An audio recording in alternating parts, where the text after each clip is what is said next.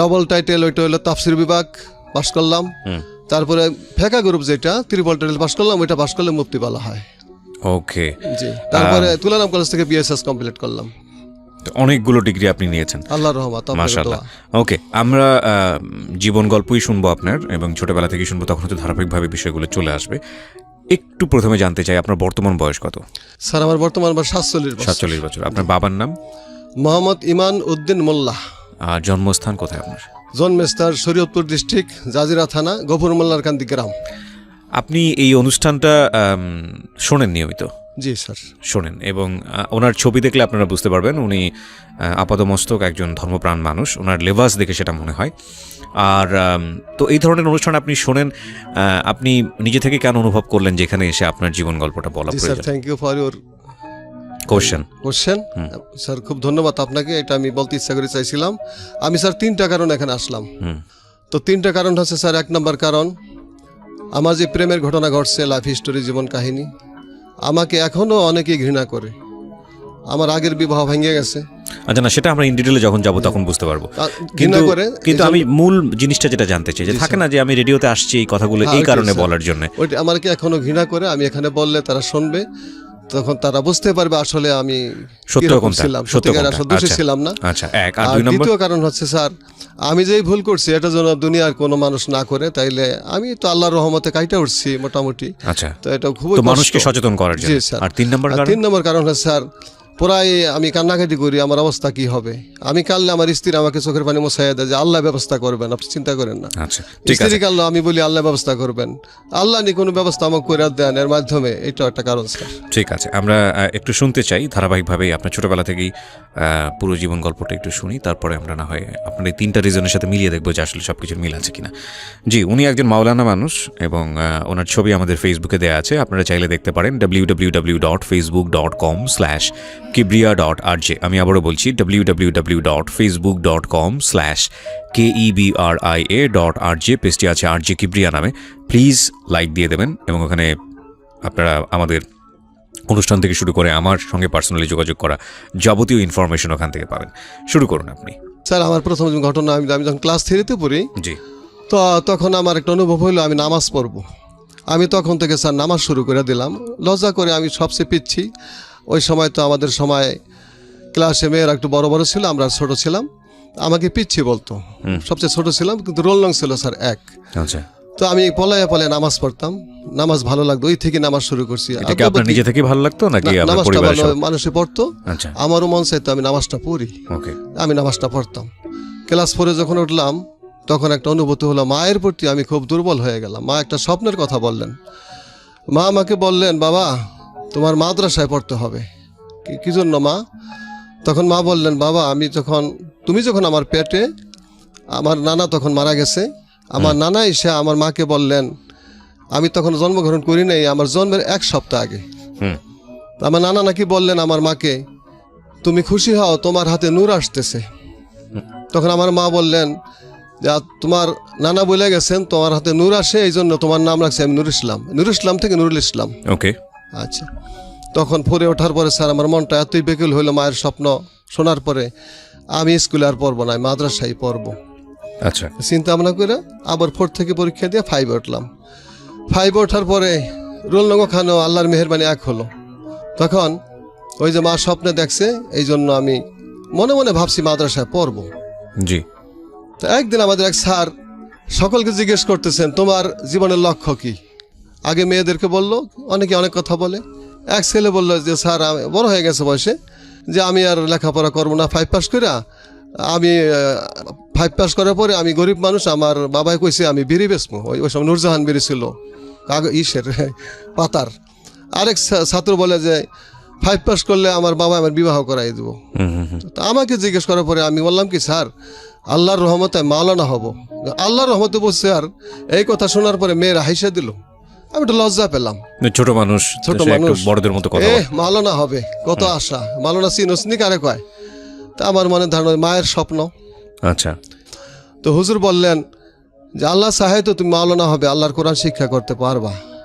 তো এই 2টা জিনিস হওয়ার পরে আমি খুব হয়ে গেলাম যে আমি মাদ্রাসায় পড়বো। তো মাদ্রাসায় পড়বো, তো আমি বৃত্তি পাইলাম ইচ্ছা করে মাদ্রাসায় চলে গেলাম, মা বলছেন। মাদ্রাসায় যাওয়ার পরে ভালো লেখাপড়ায় ছিলাম, তখন সুস্থ ছিলাম, ক্লাসের মধ্যে ফার্স্ট হইলাম আল্লাহর মেহেরবানি। পুরো মাদ্রাসার মধ্যে দেখা গেলো আমি ফার্স্ট। যেমন 5 পাস করে আমাকে ভর্তি করা হয়েছিল 3-তে। আমি তো কিতাব বুঝি না ওই সময় স্যার, আমাকে 3-তে ভর্তি করা হইলো। জি, বাংলা ইংরেজি এই বুঝি, মোটামুটি ওগুলি বুঝি না। তো 3-তে ভর্তি করা হয়েছে, মনটা খুব খারাপ যে নিচের ক্লাসে দিল। তখন আমি খুব ভালোভাবে লেখাপড়া করতে শুরু করে দিলাম। তো লেখাপড়া কইরা আল্লাহ দয়া করে আমার মুখের দিকে চাইলেন, আমি স্যার ক্লাসে ফার্স্ট হইলাম, মাদ্রাসার মধ্যে ফার্স্ট হইলাম। ওকে, আমাকে 3 থেকে 4 বাদ দিয়ে 5-এ উঠাইয়া দেওয়া হলো, মানে ক্লাস প্রমোশন দেওয়া হলো। প্রমোশন, ডাবল প্রমোশন দিল ওই সময় আমাকে। পরবর্তী আরে আবার আমাকে ওই 5 থেকে আবার ওইভাবেই ফার্স্ট হইলাম। আবার 6 বাদ দিয়ে 7-এ উঠে ফেলা হইলো। ওই 2টা ক্লাস স্যার আল্লাহর রহমতে কভার করলাম। কভার করার কারণে যাকলা খুব একটা সুনাম হইল। আমি আমলও ভালো ছিলাম, ওই সময় থেকে সুন্নত পথে চলতাম। যাই হোক, দাখিল পরীক্ষা আসলো 1984-এ। তো আমার বাড়ির থেকে মাদ্রাসা একটু দূরে, তো এই জন্য জাজিরা বাজার একটু লজিন আমাকে দেওয়া হইলো। আমার একটু সমস্যা, একটু লজিন থাকলাম। তো ইমিডিয়েটলি ওখানে একটা বড় মসজিদ আছে, আমার কণ্ঠ মোটামুটি সবাই পছন্দ করতো। মুয়াজ্জিন রাখার জন্য একটা কথাবার্তা চললো। আচ্ছা, আমি তখন বয়স হবে 14 কি 15, আমার ইন্টারভিউ নেওয়া হইলো। তো ইন্টারভিউ নেওয়ার পরে যাই হোক কয়েকজন ছিল, আমি ফার্স্ট হইলাম আল্লাহর মেহেরবানি। ওকে, মুয়াজ্জিন চাকরি হয়ে গেল। গরিব মানুষের ছেলে, গরিবই ছিলাম মোটামুটি, টাকাটা একটু কাজে লাগলো আমার। বাবা কি করতে আপনার? বাবা হেলথে চাকরি করতেন, পিয়ন ছিলেন। আচ্ছা, তো আমাদেরকে অনেক কষ্ট করে লেখাপড়া করাইছে। জি। আমরা 6 ভাই 1 বোন। জি, মুয়াজ্জিন হলেন, তারপর? মুয়াজ্জিন হইলাম। তো মুয়াজ্জিন, ইমাম সাহেবের খাওয়া ঠাকা সব রেডি আছে স্যার, কিন্তু মুয়াজ্জিনের খাওয়া রেডি নেই। তো আমাকে বললো, তো তুমি কষ্ট করতে হবে, মুয়াজ্জিন আজানও দিতে হবে, ক্লাসে লেখাপড়াও করতে হবে, এটা লজিনে খাওয়ার ব্যবস্থা করতে হবে। তো ভালো ছাত্র হিসেবে তারা একটু মূল্যায়ন করে একটা লজিন কাছেই দেওয়া হলো। ওখানে বেশি খাটনি খাটাখাটি কিছু নাই। এই সকালে 2-3 জন ব্লাহমান পড়াইতাম কোরআন শরীফ সিপারা, রাতে 2-1 জন বাংলা ইংরেজি 2-3 জন ছোট্ট ছোট্ট। জি। তো বড় একটা মেয়ে আছে ক্লাস এই 10-এ পড়ে, শিরিন, সে যে আমার কাছে পড়বে এটা আমি জানি না। তো আপনি তখন কোন ক্লাসে? আমি তখন দাখিল পরীক্ষা দেবো স্যার, ওকে, অর্থাৎ মেট্রিক পরীক্ষা দেবো। তো মেয়েটা আমার কাছে সকালে পড়তে আসছে। আমি অতই ধার্মিক ছিলাম, ওই সময় মেয়ের দিকে তাকাইতাম না। তো লজিন হয়ে গেছে প্রায় 6 মাস। অদ্যবধি ওর সাথে একটা অন্য কথা বলি না, কোরআন শরীফ পড়া যায়, আমি নাও করি না, পড়া যায়, আমি নিচের দিকে তাকাইয়া পড়া দিই, দেখার চেষ্টা করি না, এইভাবে চলে। কিন্তু মাঝে মাঝে মেয়েটা আমাকে মানে হাইসা হাইসা কিছু কথা বলে যে আমাকে হুজুরে এত অল্প বয়সেই এত সুফি, এইটা সেইটা, কথাও বলেন না, এইরকম কথা বলে। আচ্ছা, ওদিক দিয়ে মুয়াজ্জিন হিসাবে নামাজ পড়াই, আমার পড়াশোনা শোনার পরে সবাই খুশি। এক পর্যায়ে আমাকে বড় জামা গায়ে দিতাম, গোল জামা এ পর্যন্ত স্যার। জি। আমাকে অনেকেই সুফি সাহেব বলে, কেউ কয় পীর সাহেব ঠাট্টা করে, কেউ কয় আল্লাহর ওলি হয়ে গেছে, কয়। আমি ওদিকে খেয়াল করি না, আমল করি শুধু আল্লাহর জন্য, ওগুলা বুঝি না স্যার কিছুই। আর মেয়ের যে কি স্পর্শ, এটা আমি কিছুই জানি না। কোনো মেয়ের সাথে প্রেমের কথা অদ্যবধি হয় নাই ওই পর্যন্ত, যখন আমি মেট্রিক পরীক্ষা দেবো আর কি, এসএসসি পরীক্ষা দেবো। হঠাৎ ওর মা, আমার দূরবর্তী ফুফুর সম্পর্ক হয়। তা আমাকে বলল, নুরুল ইসলাম, তুমি এখন পোলাপান পড়ার দরকার নাই, তুমি নিজে একটু লেখাপড়া করো, তোমার কয়েকদিন পরে পরীক্ষা। আমি খুব খুশি হইলাম ফুফুর কথায়। আমি এখন আমার লেখাপড়া আমি করি। তো একটা ঘরে সকালবেলা 7টা 7:30টার দিকে আমি পড়তেছি নামাজ পড়ার পরে। ছোট্ট ছোট্ট ছেলে মেয়ে পড়াশোনা করানো লাগে না, ওরও পরীক্ষার সামনে, ওরটা একটু পরে, ও পড়তেছে ওই ঘরে। ওটা মানে শিরিন, হ্যাঁ, পড়তেছে। তো আমি কল্পনাও করি না, ওর দিকে আমার খেয়াল নাই কোনো। হঠাৎ করে আমি খেয়াল করতেছি ও ওই ঘরে পরে আমার দিকে বারে বারে তাকায়, কিন্তু আমি ওটা খেয়াল করলাম, চাইলাম না সেরকম আগ্রহ করে। আপনি যে বাড়িতে লজিং থাকতেন ওই লজিংওয়ালার মেয়ে। জি। তো হঠাৎ করে খেয়াল করলাম, ঘর থেকে চেয়ার থেকে উঠা, ডিস্টেন্স বেশি না, একটু আর কি, তো আসলো। আমি পড়তেছি, আমার পিছনে চেয়ারের কিনারে দাঁড়ায়, পিছনে দাঁড়াই রয়েছে। আমি স্যার কিছুই বলি না যে কে কি জন্য আসছেন, আমি আপনি করে কথা বলতাম, সেও আপনি করে কথা বলতো। তা অনেকক্ষণ দাঁড়াই রয়েছে, আমি পড়া পড়তেছি, একটা আবারত আরবির দাখিল পরীক্ষার। তো হঠাৎ করে পিছনে একটু গুনগুন কান্নার শব্দ পাই। তখন আমার হৃদয়ের মধ্যে একটা মসর দিল যে ব্যাপার কি। তখন আমি তো তারপরে কিছু বলি না, আমি খুব ধার্মিক ছিলাম ওই সময়, এখন তো এটা নাই। জি। তো আমাকে হঠাৎ করে বলে, হুজুর আপনি এমন নিষ্ঠুর, করুণ সুরে, গলাটা খুব ভালো ছিল। তো মেয়েদের কথা তো যতই চুপি থাকি হৃদয় একটু গাঁথলো স্যার। তা আমি চিন্তা করলাম ও কি চায়, কাঁদতেছে। তখন আমি বললাম কি বলবেন বলেন। আবার বলে আপনি এমন নিষ্ঠুর, শুনতে চাইলেন না, আমার দিকে চোখ তুলে তাকাইলেন না, আমি কি চাই। তখন আমি বললাম আপনি কি চান বলেন। বলেন আমি যা চাই আমাকে দেবেন। আমি কি দেখেন ইনশাল্লাহ আমি চেষ্টা করবো দেওয়ার জন্য। তখন কয় না, ফট করে আমার হাতটা ধরছে, বলেন যা চাই দিবেন। আমি যেমন আমাকে সাবেক কামড় দিলে যেরকম ছুটটা যায় স্যার, এমনি ছুটে গেছি। গুণা হবে গুণা হবে, মনে মনে খেয়াল করি, মুখে বলি না। ছুটটা যাইয়া আমি নিচের দিকে তাকে উঠা মেলা করছি। অহন দিয়ে স্কিপেরা কান্দে। তখন মনটা নরম হয়ে গেল আমার। তা আমি বললাম আচ্ছা আপনি কি চান বলেন। বলেন আপনি আমাকে দিবেন। বললাম তো আমি চেষ্টা করব। তখন আমি বলার পরে মেয়েটা বলতেছে বলেন হুজুর আপনি সম্ভব না হইলেও দিবেন। তখন হঠাৎ করে আমার চোখের দিকে কান্না হয়ে শোনার পরে চোখের দিকে তাকাইলাম, তাকাই দেখি ওর চোখে পানি। জি, আজকে দেখলাম এই 6 মাস পরে ওর চেহারা কত সুন্দর, দেখা আমার দিলটা নরম হয়ে গেল। তা আমি ওনার বললাম হঠাৎ করে ঠিক আছে তুমি যা চাও, আপনার থেকে তুমি বললাম, তুমি যা চাও আমার সম্ভব না হইলেও সম্ভব করে নেব ইনশাআল্লাহ। তখন হাসে দিল, চোখে পানি মুখে হাসি, অপূর্ব একটা ব্যাপার। হঠাৎ করে স্যার চলে গেল, চায় না, ঘরে চলে গেল। আমি কি চাইলা না, ঘর থেকে একটা খাতা কলম নিয়ে আসা লিখতেছে KISS, কিস মানে চুম্বন করা। আমি অর্থ তো আমি জানি না, আসল অর্থটা আমি জানি। তখন বাংলায় লেখলো চুম্বন করা। তখন যে আমি কথা দিছি আমাকে 2 গালে 2টা দেওয়া হলো। অবাক দৃষ্টিতে তাকে রইলাম, কি হয়ে গেল, আসলে তো এটা অন্যায় হলো, গুনাহ হইলাম, করলামটা কি। আমি হঠাৎ একটা মেয়ের পাল্লায় পড়ে গেলাম। তো পড়ছি আমি চলে গেলাম মসজিদে। তখন সকালে খাওয়া খাইলাম না, ওরা আমাকে ফুফু ডাকতাম দূরবর্তী, ইসলাম খাইবা না তুমি, আমার মন ভালো না, খাবো না। আমি ওর প্রেমে পড়ে তা খুশি, এই জন্য আমি চিন্তাযুক্ত না স্যার। আমি চিন্তাযুক্ত একটা গুনাহ তো করলাম, আমি জীবনে মেয়ের স্পর্শ করি না, এটা হইলো কি, করলাম কি। ওকে, এই জন্য আমি কান্নাকাটি করতেছি আল্লাহর কাছে। কিন্তু ওই যে শয়তানের কুফলি, ওই যে ইন্না শাইতান লিল ইনসানি আদুউম মুবিন, নিশ্চয়ই শয়তান প্রকাশ্য দুশমন, শত্রু, নেক্সট সুরতে ধোকা দেয়। তখন আমার মনে হলো কি, একটা হাদিস মনে হইলো যে আল্লাহকে বিশ্বাস করা, যে আল্লাহ একক অদ্বিতীয়, ওয়াহদাহু লা শারিকা লাহু কুই শরিক নেহি, আল্লাহর কোনো শরিক নাই। আল্লাহকে একক বিশ্বাস করা আর মানুষের অন্তরে মানুষের সাথে ভালো ব্যবহার করা সবচেয়ে ভালো কাজ। আর আল্লাহর সাথে শিরক করা আর মানুষের অন্তরে ব্যথা দেওয়া সবচেয়ে এটা খারাপ কাজ, গুনাহ হয়। এইটা হঠাৎ শয়তান আবার ধোকা দিল নেক্সট সুরতে। তো আমি বললাম না, মেয়েটা অন্তর কষ্ট পাইছে, যাক কিছু না, যাক। তো এইভাবে রইল। পরদিন দেখি একটা কলম আইন আমার হাতে দিছে, পরীক্ষা কয়েকদিন পরে। জি, আপনার পরীক্ষা? আমার পরীক্ষা, আমারটা 1 মাস আগে, ওরটা 1 মাস পরে। তখন বললো গিফট। তখন আমি ওই যে স্যার মোটামুটি প্রেমে পড়ে গেছি, কলমটা নিলাম। রাতে কি আপনি কোথায় থাকতেন রাতের বেলা? রাতের বেলা স্যার মসজিদে থাকতাম। মসজিদে ঘুমাতেন? মসজিদে ঘুমাতাম স্যার। এটা আমার সুবিধা ছিল, শুধু খাওয়া দাওয়া পড়া ওখানে, মসজিদে রুম ছিল থাকার। ওই ইনসান কলমটা আমাকে দিল, আমি নিলাম। ওই আমলে ছিল, এখন নাই স্যার। কয়েকদিন পরে একটা টুপি দিল স্যার। টুপিটা দেওয়ার পরে আমি এখন এত খুশি হয়ে গেলাম। আমার কিছু দুশ্মন ছিল, অল্প সময়, আমার অল্প বয়সে আমার সুনাম এটা সহ্য করতে পারতেছিল না অনেকেই। ওরা মুখে আমাকে বন্ধু ভাবে, অন্তরে আমাকে শত্রু ভাবে, আমি জানতাম না। হঠাৎ ওদের কাছে আমি বললাম খুশি হইয়া, এই শিরিন না আমার কিস দিছে। বন্ধুদের কাছে? বন্ধুদের কাছে। আচ্ছা। আর আমার এই দেখ, এই কলমটা দিছে আর আমার এই টুপিটা দিছে, খুব সুন্দর ফুল খাটাইয়া।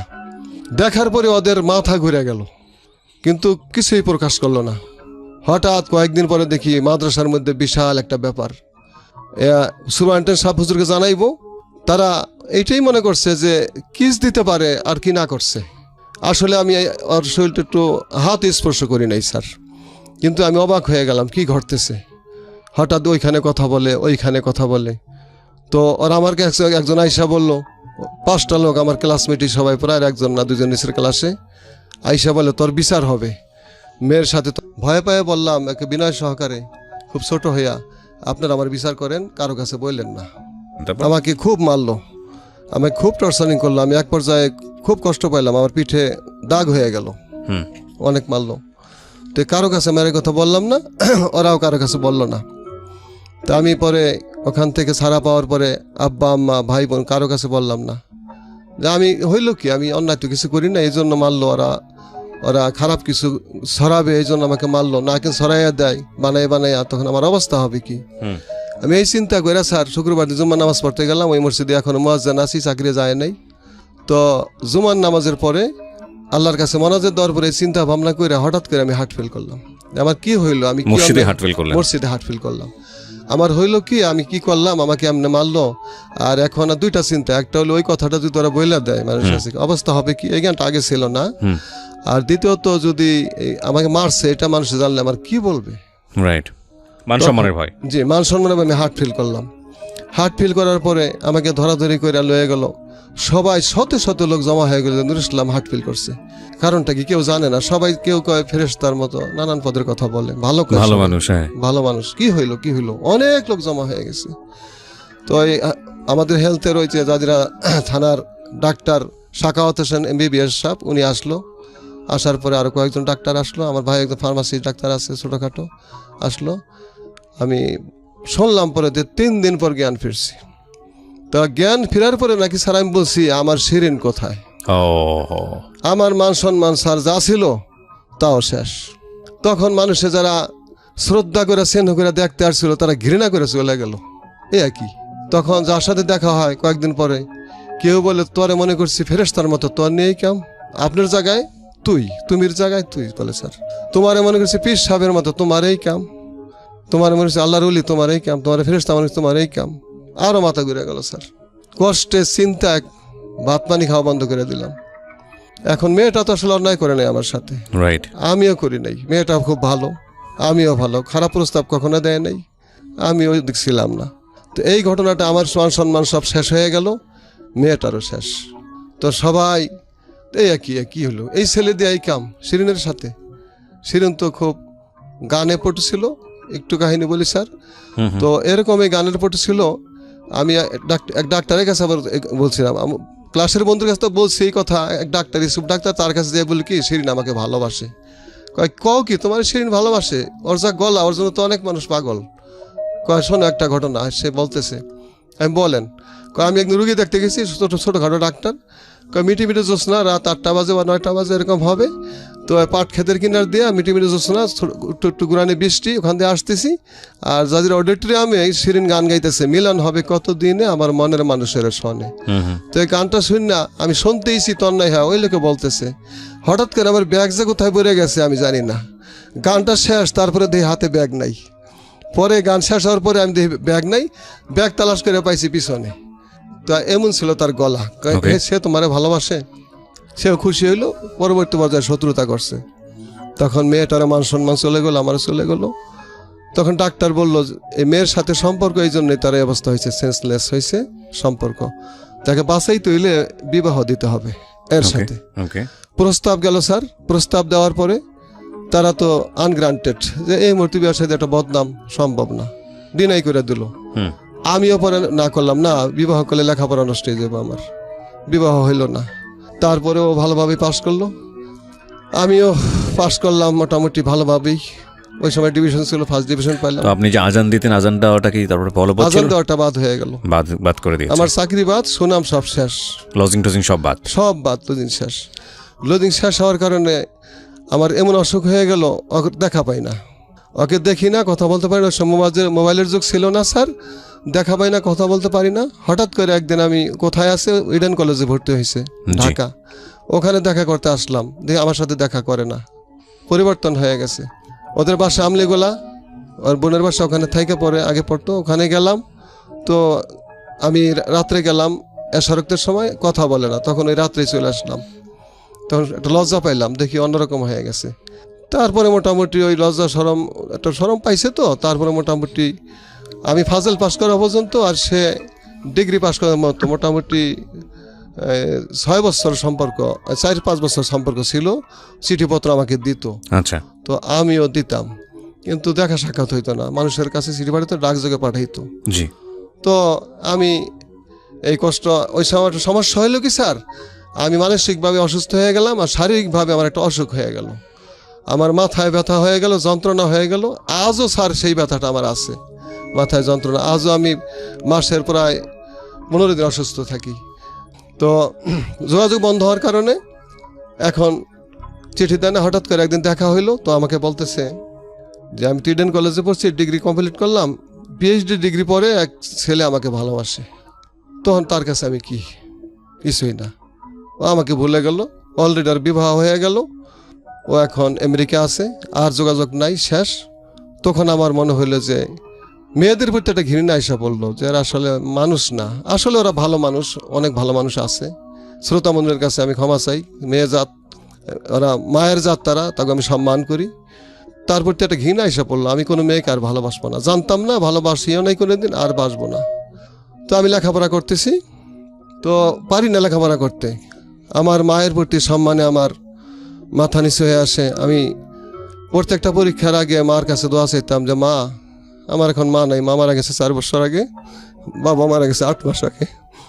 আমি মার কাছে দোয়া চাইতাম, মা আমি তো লেখাপড়া করতে পারি নাই, আমার জন্য দোয়া করবা মা, তুমি করে কথা বলতাম। মায়ের প্রতি খুব দুর্বল ছিলাম, মার খেদমত জীবন ভরেই করছি, আল্লাহ করেছে। মা দোয়া করতেন, বাবা তুমি যাও, তোমারে আল্লাহ ফাঁস করাইবেন। আজকে মা থাকলে মায়ের দোয়া নিয়ে এখানে আসতাম। এরকমভাবে আল্লাহর রহমত, মায়ের দোয়, বাবার দোয়, আল্লাহ প্রত্যেকটা ক্লাসে পাস করাইলো। তোর কোরমান নাই, দাখেলটা মেট্রিক, আলেম পাস, ওইটা করলাম, আয়ে পাস, ফাজাল তাজা ডিগ্রি, কামেলটা হাদিস বিভাগে ওইটা এমএর কোর্স, মাস্টার্স, ওটা পাস করে আমারই হলো আমি মা বাবার খেদমত করব। খেদমত করার জন্য একটা মসজিদে চাকরি করব। আমি খুব ভালোবাসতাম, ইমামতি চাকরি ভালোবাসতাম। তো বিক্রমপুর যে একটা মসজিদে ইন্টারভিউ দিলাম, চাকরি হয়ে গেল। চাকরি হওয়ার পর ওখানে প্রায় 5 বছর চাকরি করতেছি। তো আমার একটি হলো, কাউকে ভালোবাসবো না, আমি সুন্দরী একটা মেয়ে দেখে আমার বাপ মার কথা মতো বিবাহ করব। ওইখানে আরেক ভুল হয়ে গেল। আমার আমার মা বাবা ভালো ভালো মেয়ে দেখে আমার জন্য, অনেক প্রপোজাল আসে, ভালো ভালো মেয়ে। ওদিক দিয়ে যে মসজিদে চাকরি করি, মসজিদের মতো আলী সাহেবের মেয়ে আমাকে দেওয়ার জন্য অস্থির। মেয়েটা কোনো দিক দিয়ে সামঞ্জস্যপূর্ণ না, আমি লেখাপড়া খুব কম, মাত্র 8-এ উঠছে, ছোট্ট মেয়ে, বিবাহ তারা দিবে এটা আমি জানতাম না, আর মেয়ের দিকে আমি তাকাইতাম না। হঠাৎ করে তারা, আমি কোনো বাড়িতে থাকি না, মসজিদেই থাকি, তো কোনো ভালো খাবার হইলে আমাকে পাঠিয়ে দেয়, জি, 1 গ্লাস দুধ, শরবত, এটা সেটা অরে দিয়া পাঠিয়ে দেয়। তো আমিও খাই। এইভাবে কি দিয়া কি করছে জানি না, প্রায় এইভাবে 1 বছর চলে। চলার পরে স্যার ওই মেয়ের প্রস্তাব তারা দেয় এক লোকের মারফত, যে আমার মেয়েকে হুজুরের কাছে বিবাহ দিতে চাই। তো আমি এক পর্যায়ে বলে ফেললাম, ওই মেয়ে আমি বিবাহ করবো, ওরে আমি তো চাকরি নিয়েও রাখি না, আল্লাহ মাফ করুক। হয়তো এই কথাটা আল্লাহ বেজার হয়ে গেছেন, চাকরি রাখস না, আমি আল্লাহ দেখাই দেব। শেষে এমন হলো, কি দিয়ে কি করছে জানি না, ক্ষতিকারক কিছু নষ্ট থাকতে পারে, উপরি কালাম ঠালাম করে এমন হয়ে গেল। কত ভালো ভালো মেয়ে দেখায়, আমি মত না, আমি রাজি না। ওই মেয়ে বিবাহ করার জন্য আমি বাড়িতে এসে নিজে বললাম, আমার বাবার কাছে, মার কাছে বললাম, মায়ে বললো বাবার কাছে। তখন বাবা দেখে আসলেন, বাবার কারো পছন্দ হয় না মেয়ে, ওর জন্য এত ভালো প্রস্তাব, এই মেয়ে বিবাহ করবে। তখন আমার কথা সবাই রাখতো, জানে যে মোটামুটি সব দিক দিয়ে ভালো জানে সবাই, আমার কথা ফালায় না। তখন আমাকে শাসন যদি করা হয়, আমাকে মার দেওয়া হয়, আমি কিন্তু ফিরা যাই। আমার কথা রাইখা বাবা কি করলেন, আল্লাহ ব্যস্ত নসিব করে আমার আব্বা আম্মাকে, আমার কথা রাইখা তারা বিবাহে রাজি হয়ে গেল। বিবাহের দিন ঘনায় আসলো, আমি শুধু আফসোস করি, আর মানে কি যে একটা অনুভব হয়ে গেল, ভাষায় প্রকাশ করতে পারবো না স্যার আপনার সামনে। আমি পাগলের মতো হয়ে গেলাম যে আমি কি বিবাহ করতেছি, বলতেও পারি না, বিবাহ করবো এটাও মানে নিতে পারি না। যথাসময় দিন গড়ে আসলো, তার একটা টলার নিয়ে বিক্রমপুর থেকে, বিক্রমপুরা মেয়ে, তারা প্রায় 70 জন লোক আসলো আমাদের বাড়িতে। তখন বিবাহের মজলিসে বসে আমাদের কাছারি ঘরে। তো আমার মন তখনও খারাপ। কাজী সাহেব বলতেছে বিবাহের জন্য আমাকে বলতে, কবুল বলেন। আমি মাথার টুপিটা ওইখানে ফালাই দিয়া আস্তে থুইয়া ওই মসজিদে যাই বই রইলাম, আমি এই বিবাহ করবো না। তখনও ফিরে গেল, আমাকে বিপদে পায় না। আবার সবাই বুঝিয়ে শুনে, তো তারা যারা বিবাহ দেওয়ার জন্য আমাদের বাড়িতে গেছেন, বরযাত্রী, তারা যদি রাগ করে উঠাইসে পড়ে যে আমাদের অপমান করলো বর, আমরা এর কাছে মেয়ে বিবাহ দিব না, তাইলে কিন্তু ঘটনা ঘটে না, পার পেয়ে যাই। তারাও উঠলো না, আপনি তো রাজি ছিলেন, আপনার ভিতরে হঠাৎ করে আবার এই ধরনের আসলো কেন? সেইটাই প্রশ্ন, যে ওই যে বললাম কি দিয়া কি করলো বলতে পারি না। ঠিক আছে, হঠাৎ করে এক পর্যায়ে মনে হচ্ছিল যে আপনি বিয়ে করবেন না প্রথম দিকে, তারপরে আবার রাজি হলেন নিজে নিজেই, জি স্যার। তারপর আবার মনে হচ্ছে যে না বিয়েটা করা ঠিক হচ্ছে না, এরকম একটা দোনমন অবস্থায় ছিলেন। জি স্যার, মানসিক। ওকে, তারপর আমাকে বুঝে শুনে আনা হলো, এক পর্যায়ে বিবাহ হয়ে গেল। বিয়ে আপনার বাড়িতে? আমার বাড়িতে। আপনার বাড়িতে কেন হবে? বিয়ে হলো তো মেয়ের বাড়িতে হওয়ার কথা। আমাদের দেশে কাবিনটা এই ছেলের বাড়িতে হয়, অনুমতি নিয়ে আসে। ও ওকে, আচ্ছা ঠিক আছে, ইন্টারেস্টিং। তারপর? হ্যাঁ, অনুমতি নিয়ে আসছে মেয়ের বাবা বিবাহ দিল।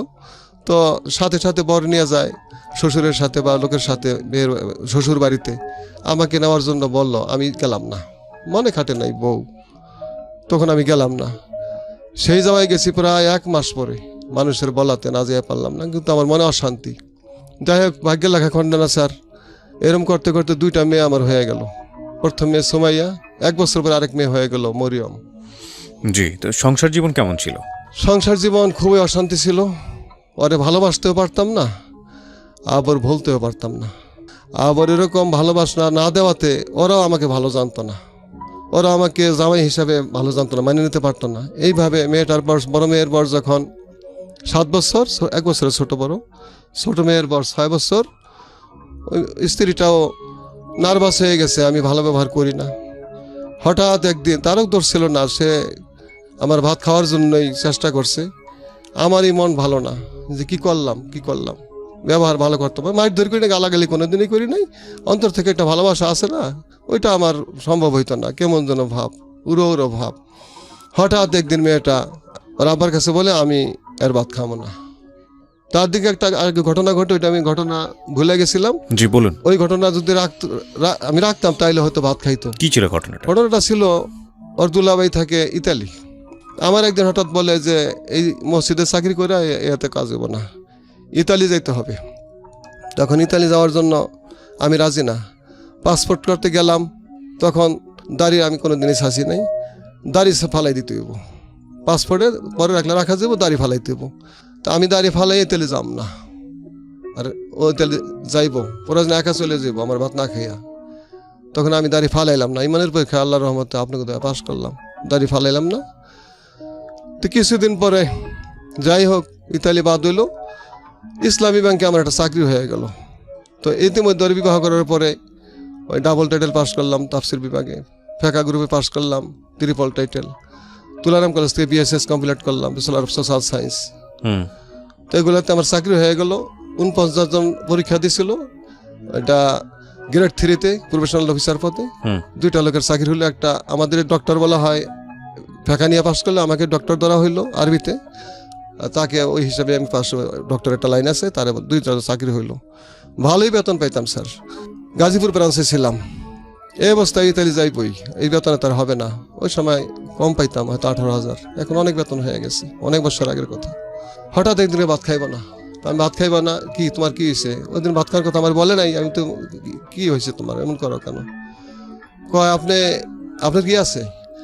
আমার দুলাভের 5তলা বিল্ডিং আছে, আপনার কিছুই নেই, ইতালি যাইবেন, নাহলে আমি ভাত খাবো না। মনটা আমার বেজার হয়ে গেল। কিন্তু আমি দাঁড়িয়ে চাষা সম্ভব না, ইতালি যাম না, আমার ব্যাংকে যা পেয়ে এতে চলে যাবো, আল্লাহ চালাইবেন। দেখেন স্যার, হঠাৎ করে একদিন ও ভাবছিল, আসলে আমি তো, এটা ওর দোষ না, তারও দোষ না মনে হয়, ভাবছিল আমি তাকে আনবো আবার। হঠাৎ করে ভাত খাইব না কইয়া তাদের বাড়িতে, অন্য কোথাও জানে, তার ভাইয়ের বাড়িতে চলে গেছে। তো ভাইয়ের বাড়িতে যাওয়ার পরে এক পর্যায়ে তার বাপের বাড়িতে যাম, আমার অসুখ হয়ে গেল, প্রেশার হয়ে গেল, মাথা ব্যথা হয়ে গেল। আমার চাকরি করা সম্ভব হইল না। ইসলাম ব্যাংক থেকে পর্যায়ক্রমে ভুল করতে করতে করতে করতে এক পর্যায়ে বাদ পড়ে গেলাম। বাদ পড়ে মেয়ে 2টা লিয়া ইমামতি শুরু করলাম। কোথায় রাখবো, কার কাছে রাখবো, মনে মানে না। ওর মা নাই, থাকতেও নাই, ইতালি চলে গেছে ওকে ফালাইয়া। উনি ইতালি চলে গেছে? ইতালি অলরেডি চলে গেল ওর দুলাবের সাথে, এখন ইতালি আছে, ওখানে বিবাহ বর্ষে একটা মেয়ে হয়েছে। আমাকে ফোর্স লেটার পাঠিয়ে দিছে। আগাই আমরা সামনের দিকে। তো মেয়েটাকে নিয়ে কি করলেন আপনি? মেয়ে 2টোকে নিয়ে? মেয়ে 2টা নিয়ে স্যার যে কি কষ্ট করলাম, ওদের নিয়ে ইমামতি শুরু করলাম। তো একজনের ভাতই তো দেয়, যাদের দয়া হয় যে হুজুরের 2টা মেয়ে নিয়ে আসে। মেয়ে একটা 7 বছর 6 বছর আমার কাছে থাকে, তো যার দয়া হয় একটু ভাত বাড়াইয়া দেয়, আর যেই না করে ওই একজনেরই দেয়। আমি না খাই, আগে খাওয়াই, আবার চাইয়া খাওয়াই। আমার 2টা মেয়ে আছে, কিছু এমনি মানুষের অবস্থা ভালো না, খুবই খারাপ। আমি সরি ইন্টারাপ্ট করছি, আমি অনেকক্ষণ ধরে শুনছিলাম, এই জায়গাটা আমার একটু কিছু বলার আছে। প্রথমত হচ্ছে যে এটা আমার একদম ব্যক্তিগত অভিমত, এবং এটা শুধু ব্যক্তিগত না, যেহেতু আমরা ধর্মপ্রাণ সবাই, আমরা জানি যেটা অনেকেরই মতামত। তবে এটা ঠিক যে আমরা এক্সারসাইজ করি না বিষয়টা, সেটা হলো আমি ঢাকা শহরের অনেক বড় বড় মসজিদে নামাজ পড়েছি, আমি সেখানে দেখেছি যারা ইমাম তাদের যে আলাদা মর্যাদা সেটা নিঃসন্দেহে প্রশংসা করার মতো। কিন্তু এটাও ঠিক যে আমি যেহেতু গ্রামে বড় হয়েছি, আমি গ্রাম কিংবা উপজেলা শহর সেই সব জায়গাতে অনেক মসজিদেই নামাজ পড়েছি, বিশেষ করে শুক্রবারের নামাজের পরে দেখবেন যে ইমাম খুতবা দেন বা খুতবার আগে তিনি যে বয়ানটা দেন, তারপরে ইমামের হয়ে কেউ মানে যে যখন আমাদের ওই যে অর্থ কালেকশনের জন্য যেই ডিব্বাগুলো ছাড়া হয় তার আগে কেউ কেউ উঠেন মসজিদ কমিটির পক্ষ থেকে, উঠে কিছু কথা বলেন, এবং এটা ইমাম বলতে পারেন না কারণ ইমামের পক্ষ হয়ে তিনি বলেন, এবং সেখানে দেখা যায় অত্যন্ত কাকুতি মিনতি বিনয় অনুনয় করে ইমামের জন্য কিছু পয়সা চাওয়া হয়, কারণ তার সংসার আছে, তার ইমামতি করেই তার জীবন চলে, সুতরাং আপনারা কিছু বাড়িয়ে দেবেন। এবং সেই কাকুতি মিনতিতেও যে খুব বেশি পয়সা ওঠে তা কিন্তু না। এটা গেল এক। 2 নম্বর, এই চিত্রটা খুব বেশি দেখা যায় রমজান মাসে, এবং অদ্ভুত বিষয় হচ্ছে যে হাফেজ সাহেব যিনি নামাজ পড়ান তার জন্য পয়সা, অমুকের জন্য পয়সা।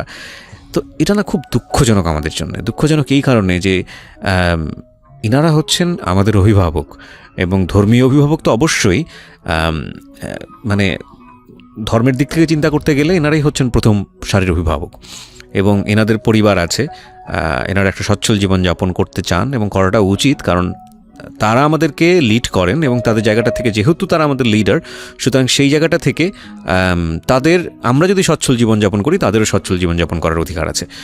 এবং অদ্ভুত বিষয় হচ্ছে যে আমরা এই জায়গাটায় অনেক বেশি কৃপণতা দেখাই। উনি যে কথাটা বললেন, বাংলাদেশের অনেক ইমামের ঘরের চিত্রই এটা, এবং আমি যে এলাকায় বড় হয়েছি সেখানকার একজন ইমামকে আমি চিনতাম, ভদ্রলোক, মানে নামাজ পড়াতেন, কথা বলতেন এত মৃদু স্বরে, সাউন্ডটা শেষ পর্যন্ত আসতো না। আমার দেখা একটা কথা আছে যে ওই আশেপাশের মানুষজন যাকে ভালো বলেন, সৃষ্টিকর্তাও নাকি তাকে ভালো বলেন। আমার দেখা অসম্ভব ভালো সৎ একজন মানুষ, এবং জীবনে কোনো দিন এত বিপদগ্রস্ত থাকলেও বা এত কষ্টে থাকলেও কখনো আমি দেখেছি এরকম যে এই ভদ্রলোক ঠিকমতো খেতে পায় না, এবং আমি তখন এসএসসি পরীক্ষার আগের গল্প বলছি, এবং মানে পেটের সাথে পিঠ লেগে যাচ্ছে এরকম একটা অবস্থা, তারপরে জীবনে কোনোদিন মানুষের কাছে হাত পাতেননি। এবং যে এলাকায় উনি নামাজ পড়াতেন মোটামুটি বলা যেতে পারে যে নিম্ন মধ্যবিত্ত পরিবারের বর্গ থাকেন ওখানে, এবং এরকম অনেক ইমাম আছেন যারা আমাদেরকে এক অর্থে বলা যেতে পারে সুন্দর একটা জীবনের স্বপ্ন দেখান। তো এই সব মানুষজনের জন্যে আমরা যেন কখনো কৃপণতা না করি। একটা কথা আছে না যে প্রতিবেশীর খোঁজ নিয়ে দেখা উচিত যে এই প্রতিবেশীটা কেমন আছে, এবং সেই উত্তম প্রতিবেশী বলে একটা কথা আছে। তো আমার মনে হয় যে সেই জায়গাটা থেকে আপনার এলাকায় আপনি যে ইমামের পিছনে নামাজ পড়েন আপনার অবশ্যই তার সম্পর্কে খোঁজ নেওয়া উচিত, এই অর্থে যে এই ইমামের পরিবারটা কিভাবে চলে, তার আর্থিক যে সচ্ছলতা যতটুকু থাকলে সে খেয়ে পড়ে সুন্দরভাবে বাঁচতে পারবে, তার সন্তানদেরকে মানুষ করতে পারবে, ততটুকু আছে কিনা, এবং এটা জানা আপনার নৈতিক কর্তব্য। শুধু তাই না, এবং সেজন্য আপনার যদি কিছু করার থাকে তাহলে সেটাও করা আপনার জন্য অবশ্যই অবশ্যই জরুরি। এবং আমি যে কথাগুলো বললাম আমার মনে হয় যে এগুলোর সাথে আপনারা সবাই কম বেশি পরিচিত, এই যে ইমামের যে জীবনযাপনের টানা পড়েন। জি, আপনার গল্পে আমি ফিরে যাই, আমি একটু সময় বেশি নিলাম, হয়তো এতে অনেকেরই বোধোদয় হবে আর কি, আপনার কথা শুনে মনে পড়লো। জি, তো একটু যদি ভাত বেশি দিত সেখান থেকে আসি। হ্যাঁ, এইভাবে চলতে লাগলো। লজের সময় আমার চলে গেছে যে আমার মেয়ে তো এটা না খেয়ে থাকে, সমস্যা। আর যারা ইচ্ছা করে দেয় ভালো। তো আরেকটা করুন শব্দ হইলো, কাহিনী হইলো, স্যার ওরা আমার সাথেই থাকতো, রাত্রে কোথায় দেবো মেয়ে দুইটারে, আমার সাথেই থাকতো। তো অনেক জায়গায় ওয়াজ করতে তো দাওয়াত পাইতাম না, হয়তো ছোটোখাটো পাইতাম, ওয়াজ শুনতেই যাইতাম। ওয়াজ মাহফিল হলে আমি চলে যেতাম, এটা আমার আবার ছিল আর কি। দুইটা মেয়েরে তালা মাইরা রাইখা আমি চলে যেতাম। কোনদিন আইসা দেখতাম মেয়ে দুইটা কাঁদতেছে, ভাই কাঁদতেছে, আব্বা আব্বা আব্বা করে। আবার কোনদিন আইসা দেখতাম মেয়ে দুইটা প্রস্রাব পায়খানা করে থইছে, আইসা পরিষ্কার করতাম। তো হঠাৎ করে ওরা আমি না থাকলে ওদেরকে দেখাশোনা করতো, পাশের বাড়ি একটা মেয়ে ভাত খাওয়াইতো নিয়া যত্ন করতো। আবার ওই মেয়েটা এক বাপের এক মেয়ে, ওর সন্তান নেই, মেয়েটা পালতো, পালকিয়া মেয়ে। মেয়েটা খুব ভালো ছিল, অগ ভাত খাওয়াইতো নিয়া। ওরা তো ছোট, ওরা মায়ের আদর পায় নাই, মনে নেই তো। তো আদর করাতে ওরা হঠাৎ করে ওই মেয়েটার মা বলে ডাক দিছে। তো ডাক দেওয়ার কারণে হুজুরের মেয়ে মা কইল কা, আসলে আমি জানিও না। হুজুরের মেয়ে মা বললো কেন, কোনো ফ্যাক্ট আছে, এই হুজুরে রাখা হবে না। ওহো, আমার চাকরিটা চলে গেল। তখন মেয়েটা করলো না, হুজুরের দোষ না, হুজুর আমাকে কোনো দিনে কিছু বলে নাই। হুজুরকে রাখাবে না মানে হুজুরের ইমামতি চাকরি শেষ।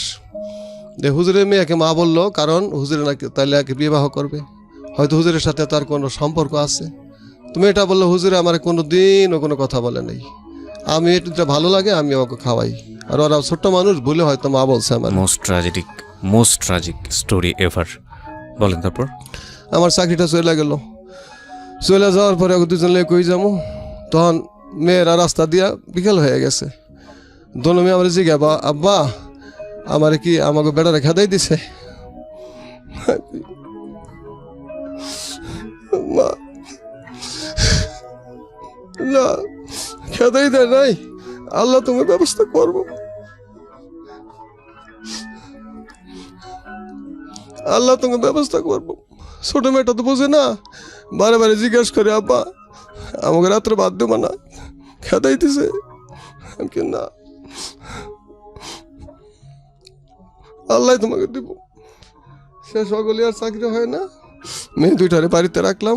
আমার ছোট ভাইয়ের বউ দেখাশোনা করতো, দিয়ে আবার আসলাম। স্যার ওদিক দিয়ে আমার মাঝে আরেকটা চাকরি হয়েছিল, ভুলে গেছি, ওই বিবাহটার আগ দিয়ে একটু বলবো স্যার? জি নিশ্চয়ই। ভুলে গেছিলাম স্যার, এর জন্য ক্ষমা সুন্দর দৃষ্টিতে দেখবেন স্যার। যখন আমি ওখানে চাকরি করি, মেয়েটার দেওয়ার ইচ্ছে করে, যে মেয়েটা দুটা মেয়ে রেখে চলে গেল আমার, যেই ওই যে ওর মায়। তো ওই সময় আমার ঢাকা আমার দূর সম্পর্কীয় স্বাস্থ্য ভাই, ওই কর্নেল মোস্তফা ছিল আমার ভাই। তো ওনার তদবির সব মিললেই তো ওনার বাসায় গেলাম। আমার মেজে ভাই একজন ডাক্তার, ফার্মাসিস্ট, গ্রামের ডাক্তার আর কি। তো উনি ডাক্তার আমির হোসেন, ওনার বাসায় আমাকে নিয়ে গেলেন চাকরির জন্য। সেনাবাহিনীর ইমাম পদে চাকরি হয় কিনা, আমার বিয়েরও আগে। তো মোস্তফা ভাই আমাকে নিয়ে সদর দপ্তর মালিবাগ, ওখানে আমাকে নিয়ে গেলেন। তো ওখানে ব্রিগেডিয়ার আমিনুল ইসলাম সাহেব বসা।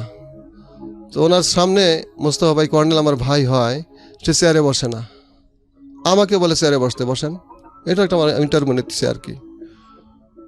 তো আমি বসি না, সংকোচ করি। তখন বলে বসেন হুজুর বসেন। তা আমি বসছি।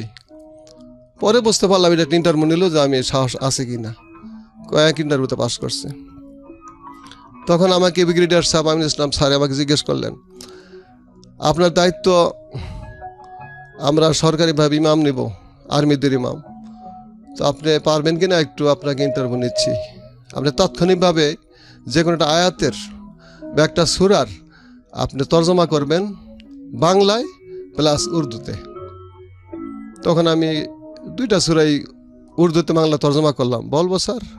লাগবে না, ঠিক আছে, আপনি পেরেছেন। হ্যাঁ, তর্জমা করবো, পছন্দ করলেন। পছন্দ করার পরে তখন আমাকে ওই ব্রিগেডিয়ার সাহেব বললেন, আমরা তো লোক নিব কয়েকদিন পরে, অস্থায়ীভাবে আমাদের মসজিদে আপনি থাকেন, আপনাকে অস্থায়ীভাবে কিছু দেওয়া হবে, পুরো বেতন না, আমরা কিছুদিন পরে লোক নিব, ওখানে আপনাকে নিয়োগ দেব। ইসলামিক চাকরি থেকে এটা অনেক ভালো, অনেক ঊর্ধ্বে স্যার, একদম মেজর পোস্টের দাম ওখানে। আমি বললাম কি, আমি স্যার এখানে চাকরি করতেছি এক জায়গায়, তো সরকারি হইলে আমাকে বলবেন, তখন আমি আসবো। এই একটা ভুল করলাম। এই যে গেল, তো ঠিক আছে আসেন, আইসা বললাম, আমাকে আর টাকা হলো না। তো আমি থেকে যেতে পারতাম স্যার, 100% শিওর থাকতে পারলাম না। ওই মেয়েটার জন্য মায়া লাগে, বিয়েও করবো না, কিন্তু কি যে করছে জানি না, ওখান থেকে আসতে মন চায়। কোন মেয়েটার জন্য? ওই যারা বিয়ে করছিলাম। ও, এটা বিয়ের আগের কথা? বিয়ের আগের কথা, রয়ে গেছিল। জি। তো ওর জন্য ইসলাম ব্যাংকের চাকরিও হারাইলাম, আর সেনাবাহিনীর ইমাম পদের চাকরিও হারাইলাম। ঠিক আছে, বুঝতে পেরেছি, অনেক আগের গল্প। আপনি যেখানটাই ছিলেন, যে আপনার মেয়ে দুটোকে ছোট ভাইয়ের বউয়ের কাছে রেখে আপনি আসলেন, তারপর আসলাম। তো এরকম হইতেছে, এখন কি করা যায় চিন্তা করলাম। আমার দুইটা বদনাম তো মারাত্মক। একটা আমার সুফি সাহেব জানতো মানুষে, সেটাও ভেঙে গেছে। এখনো সেই জন্য অনেকেই খারাপ বলে। এখানে আমি একটু ইন্টারাপ্ট করছি, মাফ করবেন। আমরা আমাদের যে সাধারণ জীবনযাপন, এটা হয়তো বা ঠিক আছে পারসেপশনের জায়গা থেকে আমরা চাইবো যে আমাদের ইমামরা যারা আমাদেরকে নামাজ পড়ান তারা চারিত্রিকভাবে অনেক বেশি সুন্দর হোক এবং তাদেরকে অনুকরণ করা যায়, অনুসরণীয় হওয়া যায়, এরকম মানুষরাই আমাদেরকে নামাজ পড়াক। কিন্তু একটা কথা মনে রাখলে অবশ্যই অবশ্যই মনে রাখাটা জরুরি আমাদের জন্যে, সেটা হলো ইমামরা কিন্তু মানুষ, মহামানব না। হ্যাঁ, প্রথম কথা হচ্ছে এটা। একজন ইমাম ভুল করতে পারেন, একজন আলেম ভুল করতে পারেন, একইভাবে একজন বিদ্বান মানুষ ভুল করতে পারেন এবং একজন সাধারণ মানুষও ভুল করতে পারেন। কারণ সৃষ্টিকর্তা তাদের মধ্যে এমন কোনো বিশেষ ক্ষমতা দেননি বা বিশেষ ক্ষমতার অধিকারী করেননি যে তারা সাধারণ মানুষের চাইতে একটু বিশেষ ধরনের মানুষ হবেন। এটা ন্যাচারালি দেয়া হয়নি, প্রথম কথা হচ্ছে এটা। তবে হ্যাঁ, তারা একটা বিশেষ ভাবে বড় নিজেদেরকে বড় করার চেষ্টা করেন পরিবেশগতভাবে। সুতরাং আমরা তাদের প্রতি প্রত্যাশা থাকে আমাদের যে না, তারা আমাদেরকে অবশ্যই আমাদের মতো মানুষ হবে না। এটা কিন্তু মানে আমাদের পারসেপশনের জায়গা থেকে এটা একটা পারসেপশন ঠিক আছে, কিন্তু এই পারসেপশনটাই যে 100% কারেক্ট পারসেপশন সেটা পারসিভ করাটা কিন্তু একটা বড় রকমের ভুল। এবং আপনি দেখুন যে ওনার যেই ঘটনাটা উনি বলছেন, এটা আমার জায়গা থেকে শুনলে খুব হাস্যকর লাগে যে একটা মেয়েকে মানে আমাদের মতো সাধারণ মানুষ যারা যারা ইমাম না সেই অর্থে বলছি, যে একটা মেয়েকে এক অর্থে তার একটা প্রস্তাবে রাজি হয়ে উনি যেটা বলল যে একটা চুমু খাওয়ার অপরাধে তার ওই সময়ের জীবনের যে অধঃপতনটা তার জীবনে চলে আসলো। এবং এটা একটা, আরেকটা হচ্ছে যে সংসার জীবনে তার স্ত্রী তার আর্থিক সচ্ছলতা না থাকার কারণে তিনি স্বেচ্ছায় তার সন্তান এবং তার স্বামীকে রেখে ইটালিতে চলে গেলেন। এবং এতে করে তার প্রতি সাধারণ মানুষের যে পারসেপশন, এবং শুধু এটা না, 3 নম্বর যে ঘটনাটা ঘটলো, তার মেয়েকে শেল্টার দেবার জন্যে কোনো একজন ভদ্রমহিলা যে হেল্পটুকু করছিলেন এবং তার মেয়েরা ছোট থাকা অবস্থায় তাকে মা ডাকার কারণে তার প্রতি যে পারসেপশন, এই 3টা পারসেপশনকে যদি আপনি একজন সাধারণ মানুষের জীবনে নিয়ে আসেন, যেটা আমার ক্ষেত্রে ঘটেছে বা আপনার ক্ষেত্রে ঘটেছে, এরকম ঘটনাই না, আমাদের সমাজে এটা কোনো ঘটনাই না, কিন্তু যদি একজন ইমামের ক্ষেত্রে ঘটে তাহলে এটা অনেক বড় ঘটনা। ঘটনা এই কারণে যে তখন এটা ঘটনা থেকে রটনার জায়গায় চলে যায়, রটনা থেকে এটা তখন ভয়ানক আকার ধারণ করে যে ইমাম সাহেব এটা করেছে, ইমাম সাহেবের দ্বারা এটা সম্ভব, ওরে বাপরে বাপ। কিন্তু একটা কথা অবশ্যই মনে রাখাটা জরুরি যে এই ঘটনা দ্বারা যখন ইমামকে একজন জাজ করা হচ্ছে, তখন একজন সাধারণ মানুষ হিসেবেও তাকে জাজ করা উচিত। এবং সেই উচিতের জায়গাটা থেকে যখন আপনি দেখেন যে না, এটা আসলে তেমন সেই রকমের বড় কোনো অপরাধ না।